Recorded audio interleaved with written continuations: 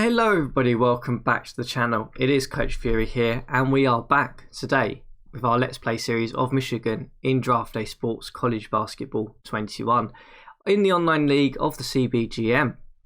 For those of you who haven't been following along and are interested in joining a online multiplayer league for Draft Day Sports College Basketball, I certainly encourage you to get an application to the CBGM quick, because the numbers of coaches are certainly filling up. The league is now well past 100 actual coaches, human coaches in the league, and it's increasing on a daily basis now. So I certainly suggest you check it out. But today we're obviously going to be focusing on our Michigan team as part of our Let's Play here. And well, last time we talked about the team, we were in the NIT finals, and we'll do a little bit of a recap about that, give my thoughts on how that went. For those of you who probably followed the live Let's Play on Twitch for that game, we'll have seen how it's gone, but we'll do a bit of a post recap of that, and then we'll dive into the out of conference games, talk about those. And we've actually managed to play a few conference games now, a little bit slack on the recording, so we've got a couple of those to review, and I'll give my sort of thoughts on that. And then we're probably going to have to try and see if we can get some changes to our player tendencies, and we'll try and do that on the show today. So let's dive straight into it and actually look at the NIT final. So for those of you who've obviously, as I said, followed the Twitch live stream of this, it was a complete bloodbath from our point of view. Unfortunately, there was a bug in the game which meant that my depth chart and submatrix didn't register for this game. There's been a subsequent patch since this game, which means that now any submatrix changes will actually go into the game, which is fantastic. It's great to see the development team at Wolverines Studios tweaking things as we go along and as we find bugs with this game. But it meant that my strategy we talked about on the episode last time didn't really materialise. I really wanted to put Orsler on Levet. He's our best defender. As you can see there, he has the defender trait. He's a great defender, stealer of the ball, and would have made it really kind of hard for Levet, I think personally, to get the number of points that he did against us in this. But unfortunately, it didn't happen. Beek went up against Levet, and obviously Beek is not as good as Levet. He's a good defender, but he lacks some of that intelligence you kind of want when you're guarding an elite prospect like Levet. And well, he just went absolutely nuts on us, to be honest. 36 points, 15 to 17 from the free throw line. The guy is going to be a top 5 pick. There's no doubt about that. He is just an elite shooting guard, great scorer. He can score outside. He also gets to the line pretty well, despite his drawing fouls ability. Good discipline and IQ already for such a young player. In my opinion, he's going to be a top 5 pick going into the pro game of this. So unfortunately, we didn't have a single shot at this, and it just, for me, highlighted the gap between us and the sort of the top 10 teams in the CBGM. For me personally, I don't think we are a top 10 team.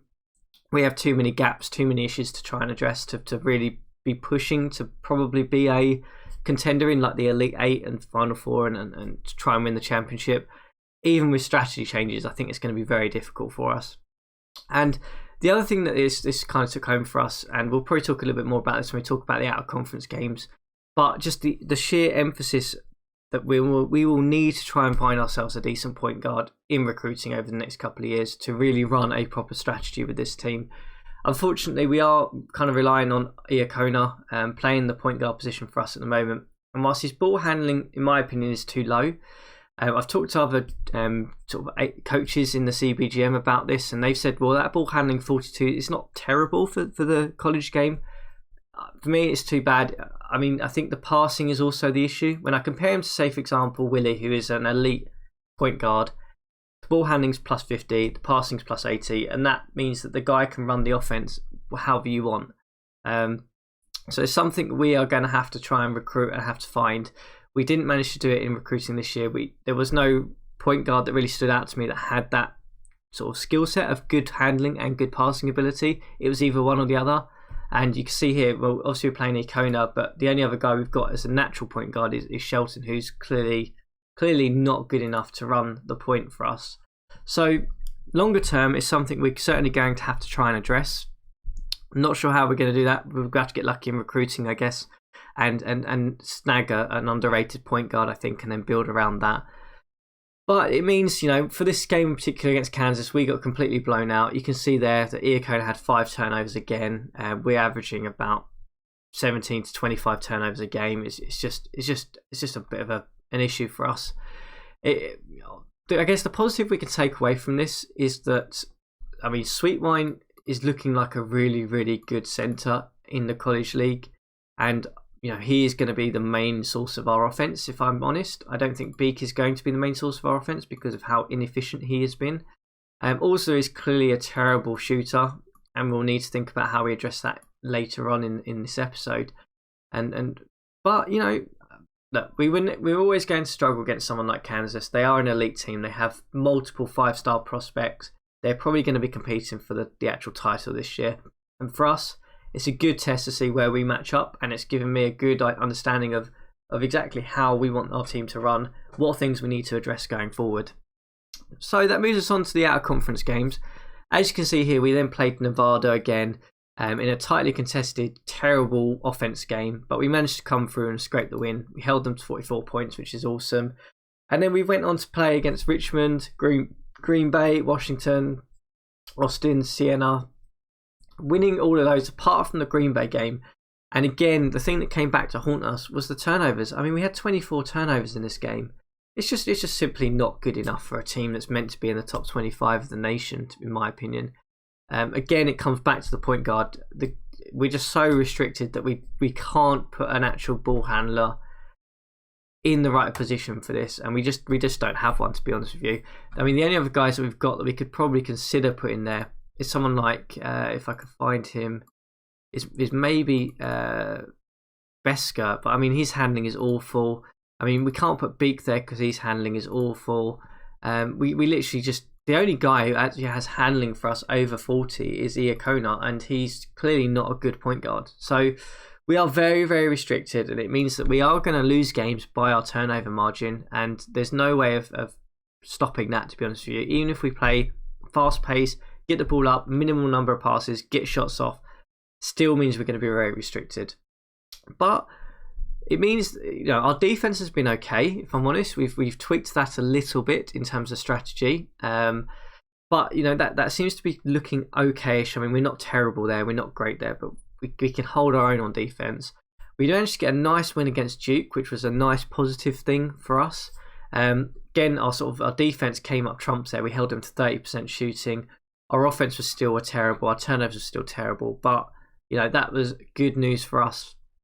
And then we finished our out-of-conference games against Holy Cross. And, it was a good win. We put up some good points. I've tweaked the offense strategy slightly as we've gone through these out-of-conference games because they're interesting to sort of make adjustments. One of the things I did do early on was I tried the 5 and out offense just because I was interested to see what it did. And I felt that we had some guys we could probably get away with playing that.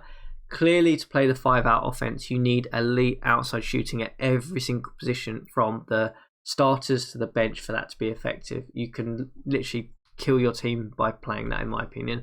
So we had to tweak that down. And the other thing is, obviously, you can see Sweetwine is now sort of starting to become our main primary offensive focus. Not surprising considering he is putting up very efficient numbers. So we went into the actual conference games. We lost to Ohio in the state in the first game. Again, our turnovers just not as bad, actually. We managed to put them in 20, us 15. That's probably one of our better turnover games, but you can see our offense was pretty atrocious. Also with 2 of 11, Sweetwine not taking enough shots, in my opinion, getting into foul trouble. Tough team to play against, Ohio. Good challenge for the first game of the conference, but Ohio will be up there. They'll be a top 4 team in our conference. We then went on against Penn State, got a nice win there, nice expected win. Our offense looked pretty good. Everyone kind of shot pretty well. Turnovers were pretty much on par with our average. 3-point shooting was pretty terrible. But, we played pretty well. Our offense looked good. It was a much needed win, really, to give us a bit of confidence back. And then we've gone into 2 conference games the last sim, beating Wisconsin, which to me is a surprise. I didn't think we'd beat Wisconsin. I thought Wisconsin had one of the top teams in this conference. But our offense is clicking a little bit now. I know obviously Beak is just shooting stupid numbers. But, everyone else is looking pretty good. Sweetwine hit foul trouble, but the bench came up really nicely in this game. You can see here Buchanan with a perfect shooting game, which is awesome. Daniel was good. Campbell was good. It looks really efficient. And we managed to limit the turnovers. I know Iacona had 5, but everyone else was in pretty good stead. So some of the tweaks that we've been making to the offense hopefully will limit some of the turnovers, but it's still going to be an issue for us. And then we managed to beat Michigan as well, one of the top 5 teams in the nation, in a good performance. Again, defense was sort of came up trumps for us here. We managed to really, really put the pressure on them on defense with 25 turnovers, looking very efficient with 15 steals there as well. So the defense is certainly going to be our driving factor going forward. And as long as we can sort of manage the turnover deficit against teams, we have a chance, in my opinion. So where does that leave us in terms of standings? That's the important question at this moment in time. So we are 3-1. We are trailing to Ohio and Minnesota, who've got off to an absolutely electric start in this Big Ten conference. It's a bit topsy-turvy at the moment, I have to say. I mean, I would have expected Michigan to probably have been like 4-1 as well at this point. And with Wisconsin being 3-1 is surprising. I thought they would be one of the top teams in the nation and in our conference. But they've had a slower start than they probably would have anticipated. They would have probably expected to come out with that with being unbeaten. But good, it's a good start from us going forward. The conference games are looking pretty good. We've got Rutgers and then we've got Ohio State again. So we've got some tough games coming up. I'll be really interested to see the Minnesota game on the February 8th. We'll certainly talk a little bit more about that one when we get to there, because they are flying. They're absolutely flying. They're 11th in the nation. That was certainly not expected. 14-2. They are in great shape. So, as I said, the other thing we were going to have a look at today is we're going to look at trying to see if we can tweak some of the shooting tendencies of the players. And from my understanding, it's slightly different to the pro game in the sense that in the pro game, providing that the players have a good work ethic, you can pretty much tweak whatever you like on the fly, like through strategy and calls. My understanding here is that it's a little bit more difficult here because obviously this is a college game and they're teenagers and they don't always necessarily want to listen to you. But there's a couple of things we're going to do. The first one is Scotty Orsler. We are going to see if we can get this shooting number to some sort of efficiency, at least reduce the number of times he's taken a shot, because that's just killing us at the moment. And you can see here he is 90% shot and 10% drive. I would much rather him drive, to be perfectly honest with you, with fouls of 32 than shoot. We can't affect, I don't think, this mid-range game, which is a bit frustrating, but we'll see what we can do there. And obviously Larry Beek as well. He's 88% shoot versus drive, and we'll see if we can mix some of this up as well. But again, my understanding is I think you can only affect the ball actions. You can't affect the floor range. That seems to be something that's a key thing to note. And the likes of Sweetwine, obviously, we want him probably shooting more versus drive, because he is crazy efficient. Actually, I don't mind him driving because he does draw fouls, and he actually passing is not too bad. So I think we'll probably just start with Orsler and we'll see what we can do. So I think if you text the player and you ask him about the game. Oh, okay, right. So we can impact what he's doing. So in terms of this then, let's just go back for a minute. So we can actually impact the floor percentages. So we can actually look at that. That's awesome. I didn't realise that was the case. So let's take a little look at the shooting stats, and that's the key thing now. So I think people have asked me about this, but in terms of the stats keys, they're all down here. So if you ever need to find them, they're just here. So obviously the key thing we're looking about here is if we look at Orsler, we can see most of his shots are, well, 3-pointers, to be honest with you. But in terms of his efficiency, he's taking an real mix of shots. And in terms of his actual efficiency, you can see here from 16 outwards, he's generally better. He's pretty awful in that mid-range game.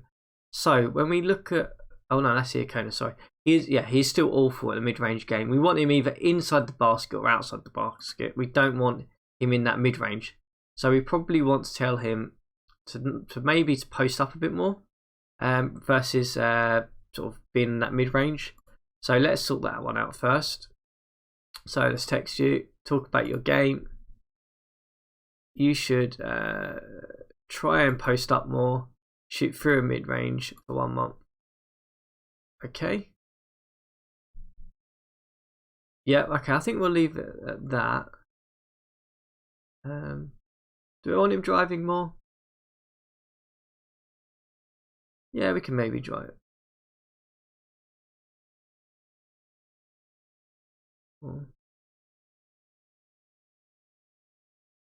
Yeah, okay, I think that's got in now. So we've done that for Osler. Let's take a little look at Beak as well, because we want these guys to be somewhat efficient. It's kind of key. If we can get some efficiency out of them, especially if we've got Sweetwine who's being so efficient inside. So when we look at Beak, he's mainly shooting sort of 2-pointers, which is no surprise. When he's actually shooting inside, he's pretty good. It's his 3-pointer in sort of mid-range that's terrible. So if we were to look at the player profile, or player stats, sorry, we would see, yeah, okay, so anything from outside the arc, he's awful, but his actual inside game's not bad. And we look at the bio, his mid-range, we want him probably posting up more at the expense of mid-range, I think, again. So let's get him to do that.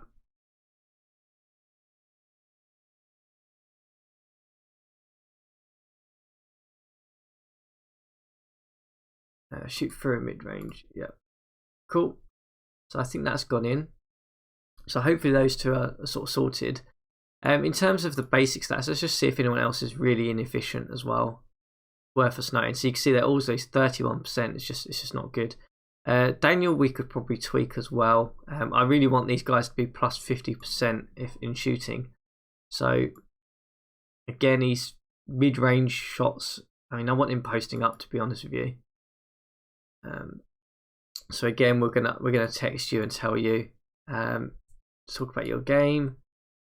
I want you posting up more, shooting through mid ranges. Yeah.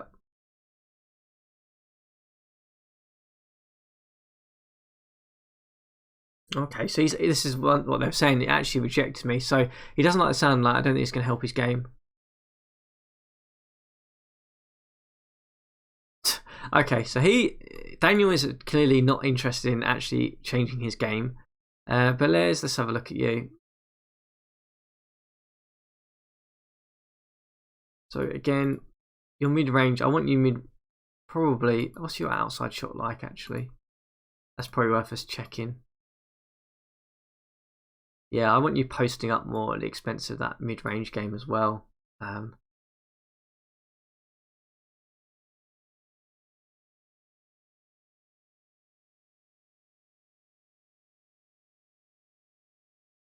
Okay, I'm not sure whether that one actually registered or not. Hopefully it did. We will see.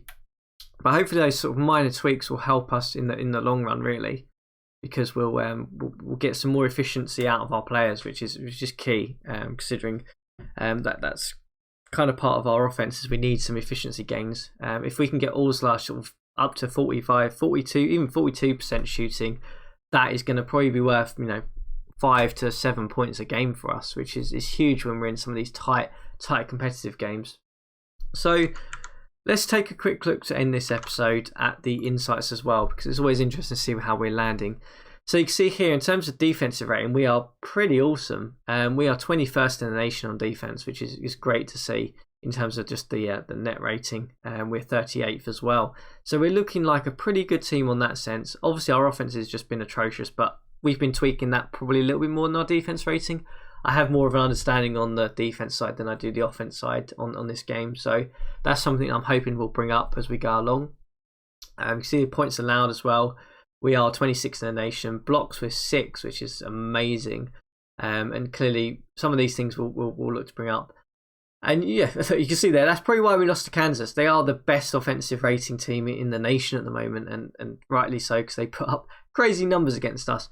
But that's where we are. I think the other questions we've got to ask ourselves going forward is the other thing I've been sort of thinking about is whether we cut some of these guys who are not necessarily going to play for us, whether we do that postseason or now. I know it will have a prestige hit on us. That's the only concern I have.